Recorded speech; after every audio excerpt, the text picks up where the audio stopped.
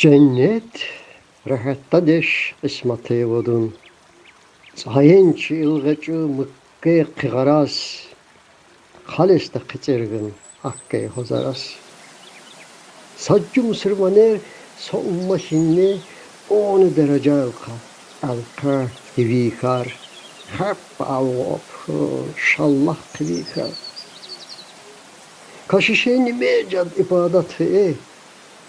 Hakkı muharibas olan gıvişar.